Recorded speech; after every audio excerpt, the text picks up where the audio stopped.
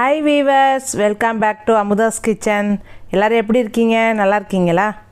இன்னைக்கு வீடியோல நம்ம இட்லி பொடி எப்படி பண்றதுன்னு சொல்லப் போறேன். இட்லி பொடி ரொம்ப ஸ்பெஷல்ங்க. ஏன்னா சட்னி அரைக்காதப்ப கூட இட்லி பொடி யூஸ் பண்ணிக்கலாம். நான் இட்லி பொடி பண்ணி இந்த மாதிரி பாட்டிலில் ஸ்டோரேஜ் பண்ணி வச்சுக்குவேன். எப்பப்போ வேணுமோ எடுத்துக்கலாம்.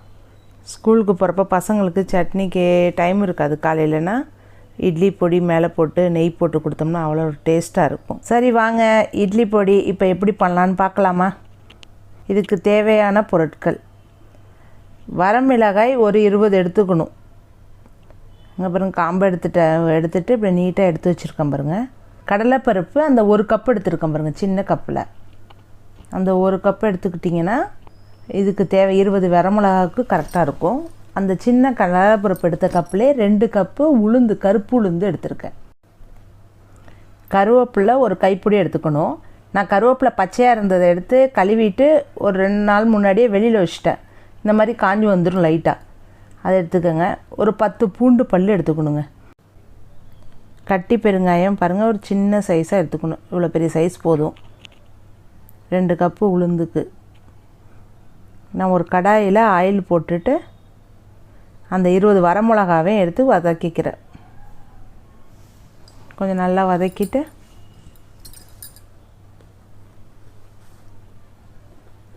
நல்லா வதக்கணுங்க.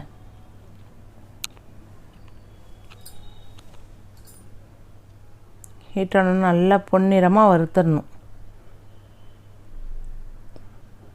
மிளகாய் நல்லா வறுத்தாச்சு பாருங்கள். இதை எடுத்து ஒரு பிளேட்டில் எடுத்து தனியாக வச்சிடணும். மிளகாவை எடுத்து வச்சுட்டு அந்த சூடு கொஞ்சம் தனியணும். அடுத்து உளுந்து 2 கப் வச்சுருந்தோம்ல, அந்த கருப்பு உளுந்தையும் எடுத்து அதில் வறுத்துருங்க. மிளகாய் வறுத்த கடாயில் அதிலே சேர்த்து வறுத்துடலாம். நல்லா வறுக்கணும்.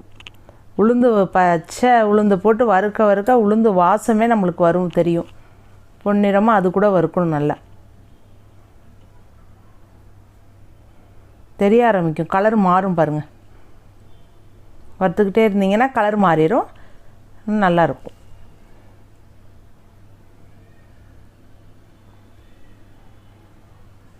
அதையும் எடுத்து மிளகாய் போட்டு வச்சுருந்தோம்னா அந்த தட்டிலேயே அதையும் எடுத்து கொட்டிடுங்க. அப்படியே கிளறி விடுங்க, ஆறணும். கடலைப்பருப்பும் எடுத்து இப்போ அதே மாதிரி உளுந்து எப்படி வறுத்தோமோ அதே மாதிரி பொன்னிறமாக வறுத்து எடுத்துக்கணுங்க. நல்லா வறுத்து இந்த பொன்னிறமாக வந்துருச்சு பாருங்கள். இந்த பொன்னிறமாக இருந்து அதையும் எடுத்து அந்த உளுந்தோடையே சேர்த்துருங்க.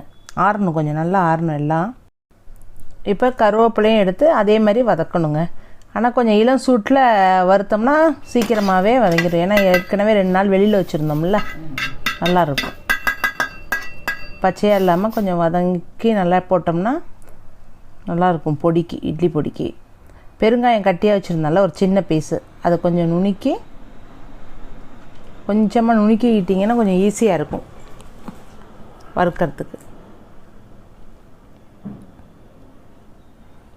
அதில் கொஞ்சம் ஆயில் போட்டு கடாயில் அந்த பெருங்காயத்தூளை போட்டுருங்க. கட்டி பெருங்காயமே போடணுங்க, அப்போ தான் டேஸ்ட்டாக இருக்கும் நல்லா.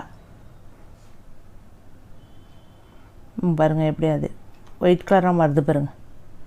அந்த கல் மாதிரி இருக்கிறதெல்லாம் அப்படியே பொரிஞ்சு நல்லாயிரும்.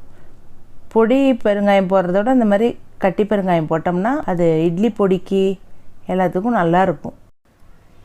இதையும் பிளேட்டில் போட்டு ஆற வச்சுருங்க. இப்போ எல்லாமே எல்லாமே என்ன ஆகணும்னா ஒரு 20 நிமிஷமாச்சு ஆறணும் நல்லா. மிக்சியில் போடுறப்ப இதாகக்கூடாது. அடுத்து பூண்டு 10 பல் போட்டேன் பாருங்கள். ஸ்டவ்வை ஆஃப் பண்ணிடுங்க. அந்த சூடு கடாயில் இருக்கும், அதிலேயே கொஞ்சம் நேரம் போட்டுட்டு பூண்டையும் இதோடய சேர்த்துக்கலாம் பாருங்கள். இப்போ நல்லா ஆறியும் எல்லாமே. நம்மளுக்கு உளுந்துக்கு தேவையான பொருட்கள் இவ்வளோ தான்: வரமிளகாய், கருப்பு உளுந்து, கடலைப்பருப்பு, கருவேப்பிலை, பூண்டு, பெருங்காயம் கட்டியாக போட்டுக்கிட்டோம்.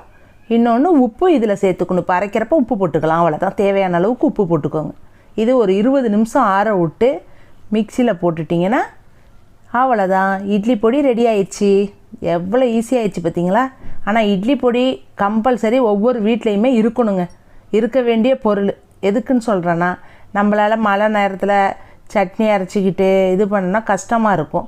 இப்போ இட்லி பொடி இருந்துச்சுன்னு வச்சுக்கோங்க, பசங்களுக்கு சூடாக குட்டி மினி இட்லி போட்டு அது மேலே அந்த பொடியை லைட்டாக தூவி அது மேலே ஒரு ட்ராப்ஸ் நெய்யை விட்டு அப்படியே லஞ்ச் பாக்ஸில் கொடுங்க. அவங்க திறந்து சாப்பிட்றப்ப ஆஹா எவ்வளோ சூப்பராக இருக்கும் தெரியுங்களா. அம்மா இன்றைக்கி டிஃபன் ரொம்ப நல்லா இருந்துச்சுமா, மினி இட்லி சூப்பராக இருந்துச்சுமான்னு சொல்லுவாங்க பசங்க. பார்த்தீங்களா, ரெடி ஆகிடுச்சு இட்லி பொடி. நாங்கள் இட்லி பொடி எப்படி பண்ணுறதுன்னு சொல்லி காமிச்சிட்டேன். நீங்கள் அதே மாதிரி நாங்கள் செஞ்ச மாதிரியே நீங்களும் பண்ணி பாருங்கள். ஓகேவா வியூவர்ஸ்? பார்த்தீங்களா, பொடி ஆயிடுச்சு. இப்படி கலந்து விட்டுக்கோங்க. நல்லா அரைச்சி முடித்தோன்னே இது மாதிரி கலந்து விட்டுக்கோங்க.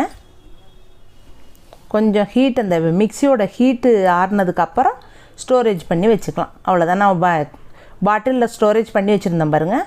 அதேமாதிரி பண்ணி வச்சுட்டு சின்ன டப்பாவில் போட்டு கொஞ்சம் கொஞ்சமாக எடுத்து நீங்கள் அப்பப்போ யூஸ் பண்ணிக்கலாம். ஓகே வியூவர்ஸ், இப்போ எங்கள் வீடியோ பிடிச்சிருந்துச்சுன்னா லைக் பண்ணுங்கள், சப்ஸ்கிரைப் பண்ணுங்கள். அடுத்த வீடியோவில் கூடிய சீக்கிரம் வந்து உங்களை சந்திக்கிறேன் வியூவர்ஸ். Okay, bye bye.